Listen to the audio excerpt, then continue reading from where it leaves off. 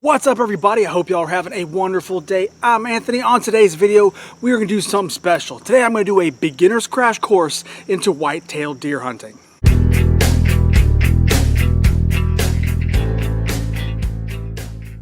That's right there, we're going to be talking about hunting for white-tailed deer in the eyes of a beginner, because I want to make sure that people who want to do this or have never had real experience doing it can at least have the fundamentals down to the point where they feel comfortable enough to walk into the woods and achieve their goal. Now, confession time, I did not grow up in a hunting family, okay? My family was prior military. I was raised by a single mom. She was obviously working all the time. I did a lot of things by myself at home, and I really didn't get a chance to go out hunting because I didn't even get my first gun until I was 18. So I did not get raised in the hunting lifestyle, so I had to learn this stuff teaching myself as I got older. I didn't think I actually went hunting until I was maybe 25. I'm 37 now, so 12 years. So I have a decent amount of experience now, but I remember that feeling when I first wanted to do it. I wanted to do it for a few years, but I just didn't know how to approach it. So I'm trying to avoid having that same situation to some of y'all by going ahead and giving you at least a bare basics background. So you understand what you're doing when you walk in the woods. So in this video, I want to make sure I cover 6 very important main topics, okay? There's only so much I can explain in this video without losing a whole bunch of people, because I could talk probably about this same subject for 6, 7, 8 hours. It's just that important to me, and it's just so intricate. There's so many different things. So I want to stick to 6 main topics. Number 1, what exactly do you wear in terms of gear? Number 2, what type of weapon do I use? Number 3, where do I go hunt? Number 4, when is the best time to go hunting? Number 5, where do I aim? And number 6, what do I do after the shot? So as you can tell, that is a full plate. That this video is going to be action-packed, full of a whole bunch of information. I'm going to try my best to keep it succinct and not throw too much at you at one time, because I really want you to be able to absorb what I'm trying to get through with this video. So we're going to probably breeze by a few things. So if you are an experienced hunter and you are watching this, you're going to be like, well, he could probably go a little bit more in depth. And yes, I will eventually.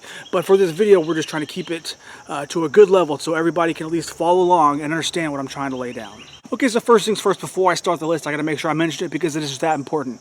Make sure you have your hunting license. And if you live in my state of South Carolina and other states I know do the same thing, make sure you take your hunter safety education course before you go to get your hunting license, because a lot of places won't even give you a license without taking that safety education course. So make sure you do all that stuff, and make sure you have the proper permits you need for your location, and you read all the rules and regulations, okay? This is basic stuff. If you don't have all that stuff done, you don't even have any business in the woods trying to do this stuff in the first place. So make sure you are legal, make sure you know what you're doing, and make sure you have proper permits, because remember, I didn't know is not an excuse. If the game warden catches you and you say, I didn't know, they're gonna hammer you. So just keep that part in mind. Alrighty, so number 1, what exactly am I supposed to wear? As you can see, I'm already wearing some camo because I just got out of the deer stand 25 minutes ago. So I've been thinking about doing this video the entire time I was sitting in the stand. So I said, okay, well, I'm probably going to go ahead and start this by talking about camo, because it is one of the first things that most people think about. They think, okay, well, I'm going to go hunting. I got to go to the store and buy a whole bunch of different camo.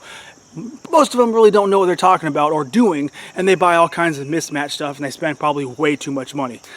So I want to go ahead and nip all that in the bud first. If you want to start hunting, you do not have to spend $300, $400, $500 on camo, okay? I know places like Bass Pro Shops and even others, you know, Sportsman's Warehouse, that kind of thing, they have these nice big selections. You can get things that cost quite a bit of money, but in reality, you don't have to put yourself in the poorhouse just to be able to blend in with your environment. One thing I want to make sure I mention completely first is deer, yeah, they can see, but they can't see near as well as something like a turkey. So when it comes down to really blending in with your environment, you don't really have to blend in perfectly. The main thing is you have to make sure you are being still.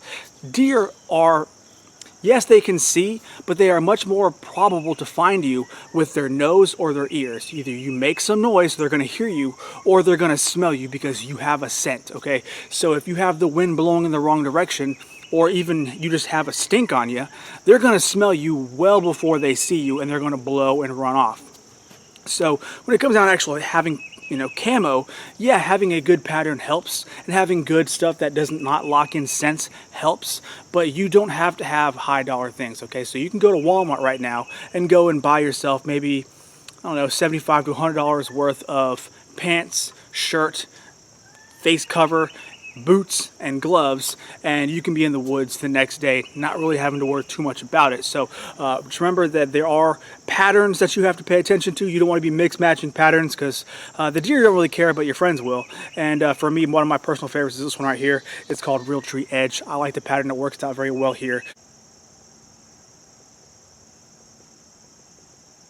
How much I blended in there? Blended in so well you couldn't even see me, right? Actually, you can pretty much see very well because humans are a predator species. So we have eyes in the front. Our vision is much more acute, so that's why you can see things in much greater detail. But I can tell you point blank, I was just in the stand for 4 hours. I had 8 deer walk up on me, right underneath the stand, looking right at me, didn't see me, didn't smell me, and went about their merry day. So it obviously works. When it comes to other clothing like base layers, jackets, that kind of thing, use common sense. If you live in a location that's colder, obviously you're gonna wanna wear more layers. Personally, for me, I like to wear thermal layers underneath, just normal shirts and jackets, basically because it's a thinner layer, so I'm not to worry about my rifle butt or whatever being too puffy and not getting a good cheek weld, and I can still maintain the look that I'm going for. That brings me to number 2. What type of weapon do I use? This is going to be entirely case dependent on where you are trying to hunt, okay?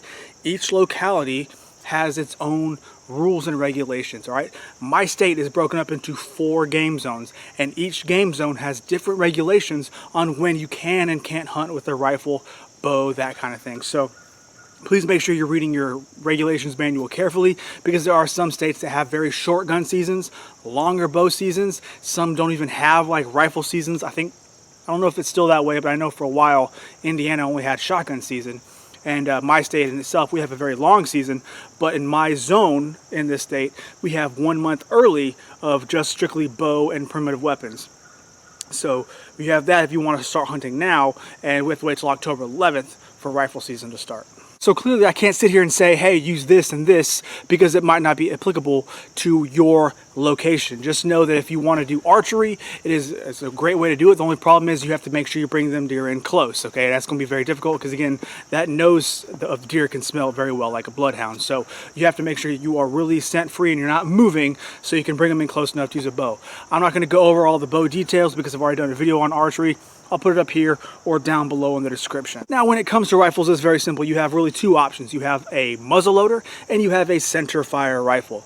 A muzzleloader is called a muzzleloader because you load it from the muzzle, and that's part of the primitive weapon season here in South Carolina from October 1st to the 10th. You can use that before center fire rifle season opens. So if you like muzzleloaders, you're really good at it, or you want to hunt like your ancestors did, then you could absolutely buy one of those and use it.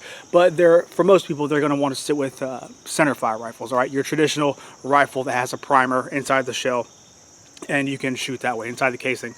And depending on what state you're in, you might have a regulation on the size that you can use. I know in my state there's actually no regulation, but I know there's a lot of them out there that require 30 caliber. For me personally, because I've been doing it long enough, I like using a 30 caliber. So whether that be a 30-30, 300 blackout, 30-06, or 308, I find them to be very comfortable, and I've used all of them. Personally, right now, what I usually use on my property is a 300 blackout because I hunt closer distances. I think my max shot's maybe 75 yards at most because I just got too many trees around here. But if I go to public land, WMA, then I'm going to be using a 308 because they have a much farther distance and it's a much flatter shooter. Regardless, use whatever makes you feel comfortable. Trust me, you can probably go to a bar right now and listen to people complain or argue about which caliber is better, okay? It is an argument that will never be settled. It's all personal preference. Don't let someone tell you your idea is stupid and theirs is the best. Do whatever suits you. For me, since I'm a veteran, a Marine Corps veteran, I was trained on an AR platform, so I like to use the AR platform. That's why I hunt with a 300 blackout, because it is in a AR platform. Okay, so number 3, one of the most important and asked questions that I get all the time. Where do I go hunt? All right, there are 2 options really. You can hunt public or you can hunt private. If you own land, if you own property, then that's even better for you. There's a reason why I bought my property where I did, so I could hunt. But there's a lot of people who do not have that option. They live in a neighborhood, they live in suburbs or whatever, and you can't really go hunting out in your backyard. So where are you supposed to go? Well, that's why I say hunting public and private. Public here in South Carolina is called WMA, Wildlife Managed Areas. It's managed by Department of Natural Resources, so we can use that. A lot of national forest land is huntable. You just have to follow their own regulations because they all have different ones. And if you do want to hunt WMA in South Carolina, you need your own designated permit, okay? You can't just have a hunting license and walk on there. It's actually its own permit you need to go on public land. So just keep that part in mind if you want to do it. It's very successful. You can have a lot of really good hunts on public land, especially if you have thousands and thousands of acres. The one thing I want to give you advice if you do use public land is walk farther than 100 yards in, okay? That's what most hunters do. They try to stick as close as they can to their own vehicles. That way if they get something, they can drag it the least amount of way possible, which I understand. No one wants to do extra work, but if you really want the big deer, you're going to have to walk a little bit. I'm talking maybe even a mile in, which I have done before, and I do see very big deer. So keep that part in mind if you want to use public land. And private land, if you do not have property of your own, always just talk to somebody, okay? Maybe a coworker, maybe a family member, anyone who has any kind of acreage out in the country, a farm, whatever. That's a really good way to get in. And don't even knock, potentially door knocking farmers, okay? A lot of farmers like to grow certain crops that deer love to eat, and they're constantly getting harassed and hassled by them, okay? So you might be doing that farmer a favor if you knock on the door and, you know, obviously be very polite, present yourself well, because I know a lot of people are good talkers. Present yourself well, and you could potentially get into that farm if you can just say, hey, look, I know you probably got a deer problem. I'll take a few for you, you know, off your hands if you just let me hunt. And sometimes, not all the time, but sometimes you might get a yes. So don't knock that idea either. Number 4, when is the best time to go hunting for white-tailed deer? Now, when is a very broad question because you could be talking about the time of year or the time of day. So I'm going to go ahead and cover both. The time of day, deer are what's called crepuscular. Yes, it has a word, and it basically means they like to move the most in twilight hours, meaning early morning and in the evening.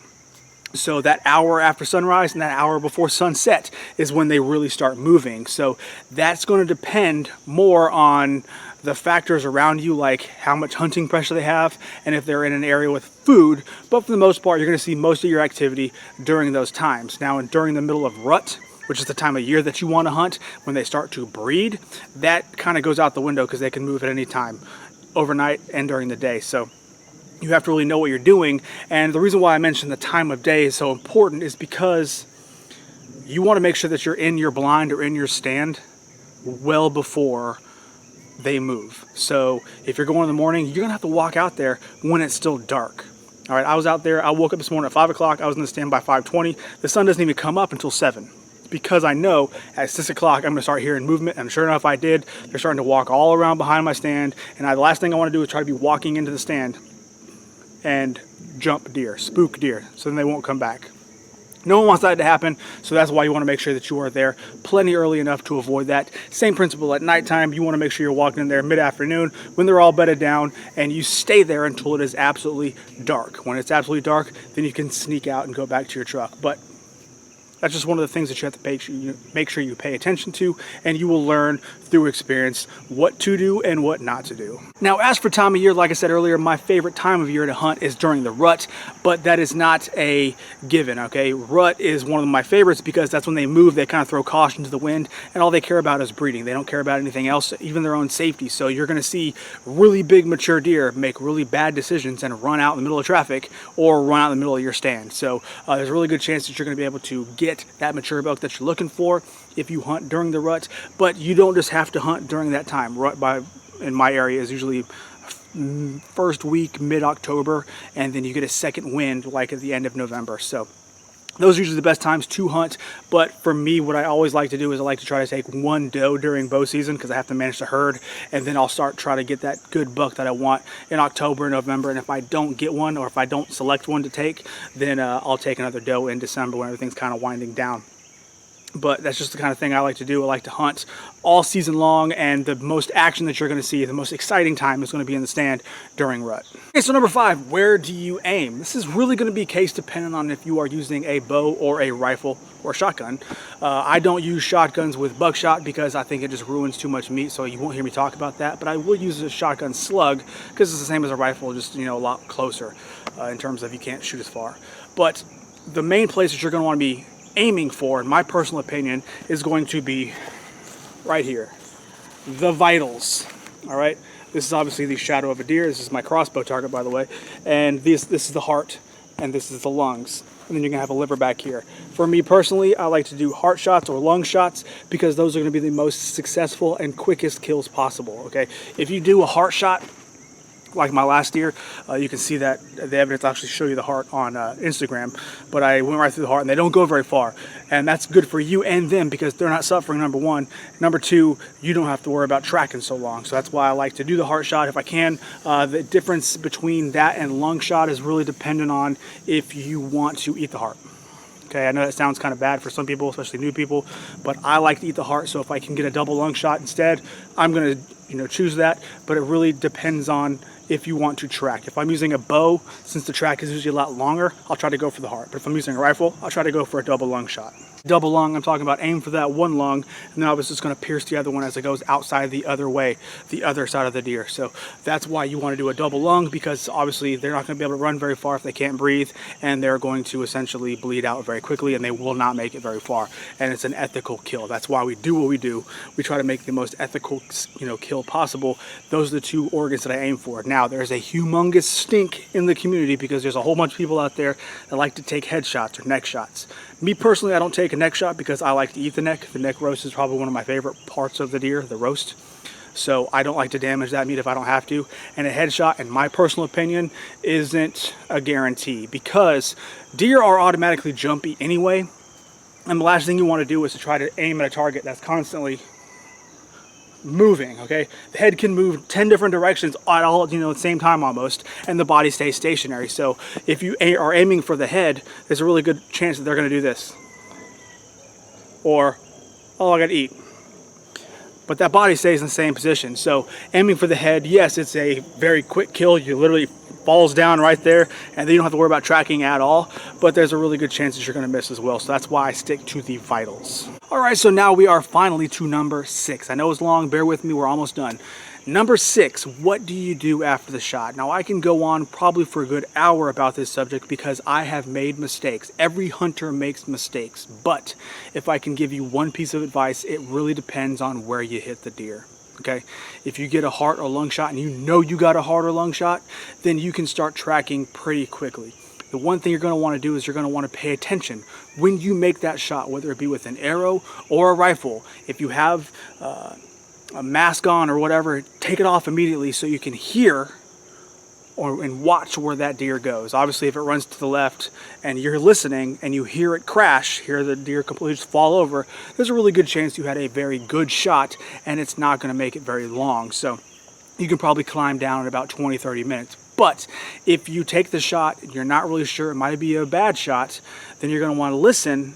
If you don't hear it crash, then you're going to want to wait a little while. When I say a little while, that means you're going to want to maybe wait an hour, 2 hours, just to even get down there and check your arrow if you are using archery. And if you're using a rifle, then you still want to wait because you want to see what kind of blood you're dealing with. If you're dealing with bright red blood, there's a really good chance that you hit the heart or lungs. If you're dealing with a dark red color, then it's probably a liver shot, and you definitely want to wait a little while. And if it's a brown color with a little bit of stink to it, congratulations, you probably made a gut shot.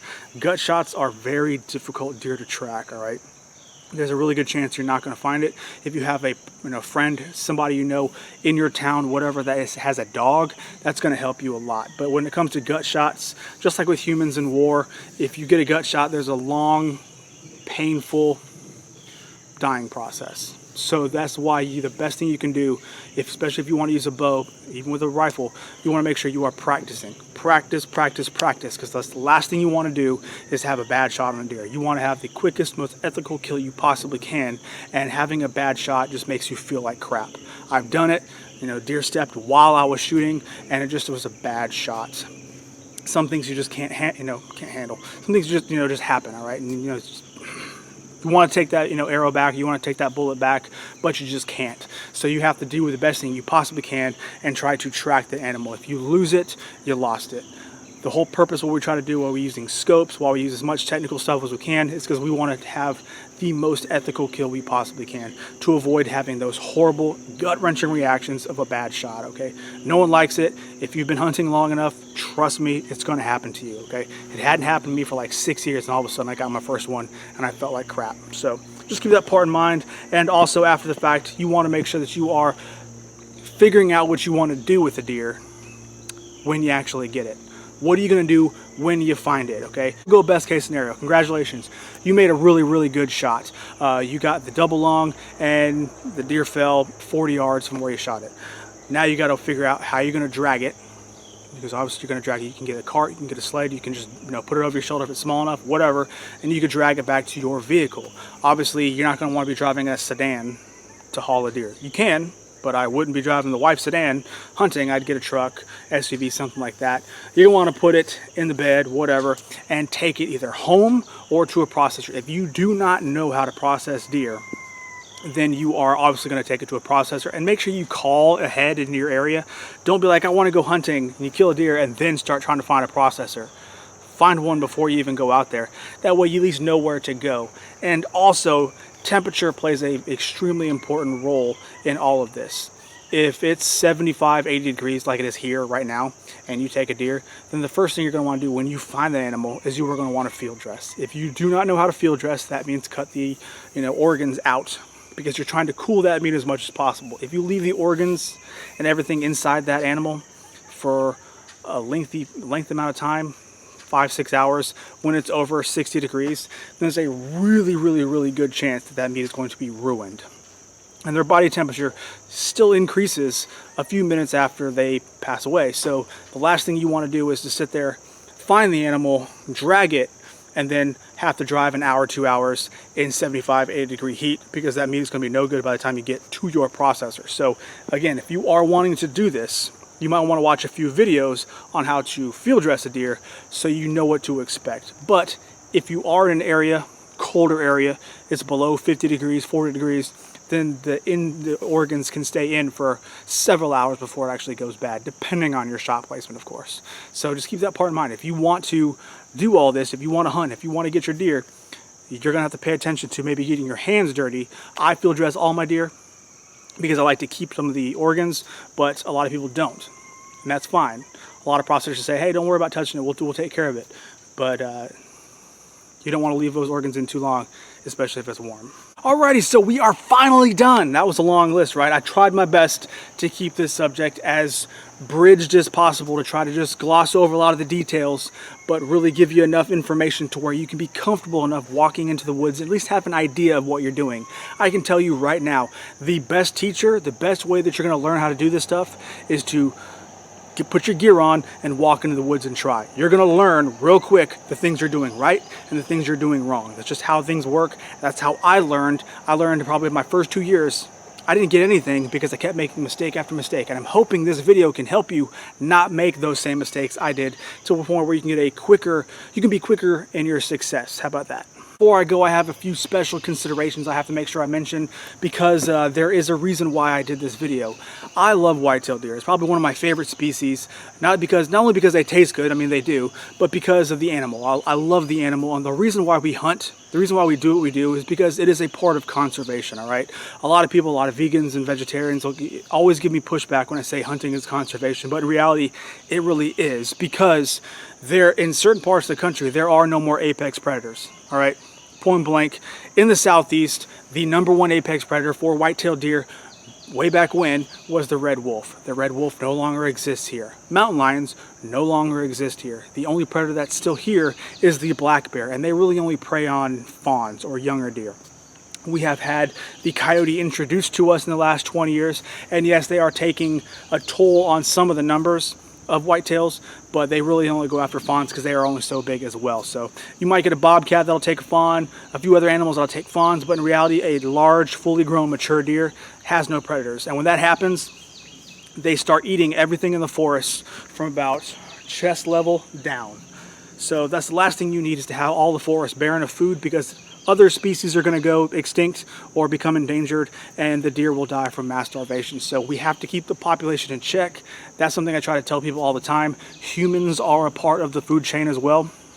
So we do our part to keep that population in check. So yeah, white-tailed deer are one of my favorite animals, one of my favorites to hunt. They have a high quality protein source, and they have a high degree of difficulty when it comes to actually trying to get them, okay? A lot of people think if they've never gone hunting before, all you do is walk 10 feet in the woods with a gun and congratulations. A deer's gonna walk out in the, in the open and say, hey, shoot me.